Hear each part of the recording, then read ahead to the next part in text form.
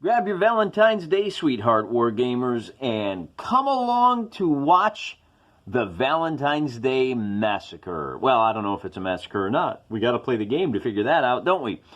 Here is what's going on from a strategic point of view. General Irwin of the Alban Command has made a blunder. He has found himself cut off. We are down here. I'm going to zoom in right down there so you can see a little closer. General Alban set sail, blundered past a rival fleet, and landed his troops here on the Tenebran shores, thinking that he was going to march into the city of Mudbourne.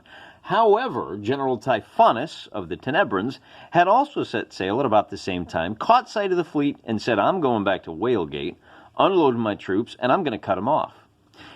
And I'm just going to sit and wait. So General Alban, being no slouch, realized that he was out of supply. He started marching back this way to secure his supply lines. He has a much smaller navy, 4 ships of the line, to the Tenebran 6. Didn't want to risk it, said, just get home. We'll be fine. We'll figure it out. These two armies meet on Valentine's Day, about halfway between Mudbourne and Whalegate. The Tenebran army is smaller. It's 40 AP to 60 for the Albans. But the Tenebran army has full supply lines. Now, the Tenebrans haven't been affected yet. They still have pretty good supplies. They made a good landing. It was fair weather. So for now, they're okay, but they have got to break through. So we're going to play a bit of a breakthrough scenario instead of a line them up and shoot 'em battle. Let's take a look at the actual battlefield, which you will recall from our video 4 days ago. You probably remember this rough sketch map from the last episode. I went ahead and cleaned it up because we want to put some troops down. We want to figure out who's coming on where. And unlike a normal game of 2x2 Napoleonics, our tabletop rules of choice, which stipulates roll a d6, whoever wins gets to choose whether they're attacking or defending, yada, yada, and on and on and on. We're not going to do that because we have a strategic map that is driving the action. We know that the Tenebrans are coming this way. We know the Albans are coming this way.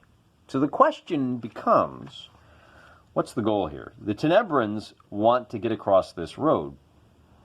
And I think for the sake of maintaining consistency, it still has to be a battle to drive off the other forces.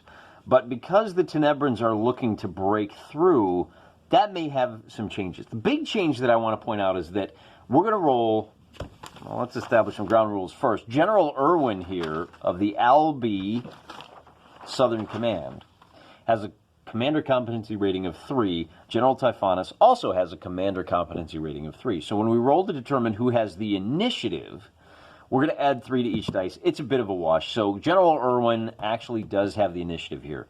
Highly motivated guy. All right, that's good to know. That's good to know. So now we have to understand, we got to figure out, he's got basically 2 choices. Is he coming up along the coast or is he coming in from the road? We also have to understand who the attacker is. And in this case, General Irwin is going to be the attacker. The Albans are trying to get from point A to point B. The Tenebrans are trying to stop them. Which means, as the attacker, we need to break out the rules because we have to walk through this process step by step. General Irwin has the initiative, which means he gets to pick. And he definitely, as the attacker, he wants to limit the amount of defense that Typhonus can do. Now, Typhonus already has a somewhat limited front to protect. So Typhonus can either choose to come in from this board edge or this board edge. The trick is that when you're bringing on reinforcements from a road edge, you get a little bonus. So Typhonus is going to go ahead and come in from here. I'm sorry, Irwin is going to bring his forces in here.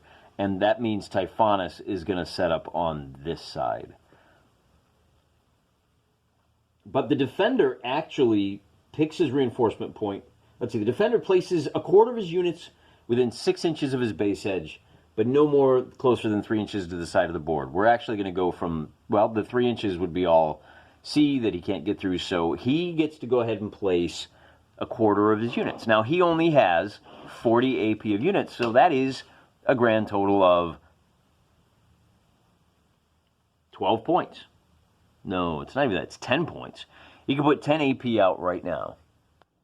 Before we do anything else, I want to know whether General Typhonus... I put 1 infantry into this village. I want to know if General Typhonus is going to go for a strong left, center, or right. 1, 2, 3, 4, 5, 6. Oh, you know, and I'm going to roll them both at the same time because I want to know the same thing about General Irwin. Is he going to go strong left, center, or right? 1 or 2, it's a left. So they're both going to go with strong lefts. I keep getting these kind of results where everybody is just dancing around each other. So Typhonus is going to focus his forces down here, and Irwin is going to focus his forces up here. All right, so that changes where we're going to put things. Typhonus went ahead and used his 10 AP to put 2 infantry and 2 artillery down. He's going to try to maintain a perimeter right here at this village, where General Irwin went ahead and dumped an artillery on this hilltop, maybe with the intention of moving it over to secure this village. But we've got 1, 2, 3 regular infantry and 2 heavy infantry next. Then, having put that quarter down, the defender picks a reinforcement point anywhere on his defending edge and places the reinforcements he intends to arrive there in order of appearance. So you get a bonus if you got guys coming in from here, and that is going to be the next thing. We'll dump them in order here. And once those are in place, then the attacker does the same thing on his board, and of course Irwin is going to put all of his, well, wait a second. Oh, it's got to be on your base edge. So Irwin is also going to take the road, and he's already got this flank secured, so we'll have to think about what he's going to bring up to secure this flank so that he can start advancing. It looks like he's going to go through the rough terrain to hit Typhonus with a strong left hook. After the first reinforcement order is applied, we've got a couple of grenadiers that are going to come in and stiffen up this area. 3 infantry for the Tenebrans, followed up by 1 light cavalry down here. And that brings us up to a total of, what was 10, and then another 15 here, 25 AP that we've got so far. I have made a terrible blunder. I don't know how, but I misidentified how large this army was. This whole time I was thinking it was 60 AP. Yeah, it turns out it's only 48. Who knew? After checking my math, what I'm going to do is bring out, General Irwin says, I need some light infantry to secure these light woods. And then I'm going to bring on 3 more infantry to secure my perimeter. We'll try to establish a line along here. And then I can start bringing out my heavy cavalry, 1 more unit of cannons to try to secure this flank, and then my light cavalry. So with all that done now, General Typhonus has to pick his reinforcement point anywhere on his defending edge.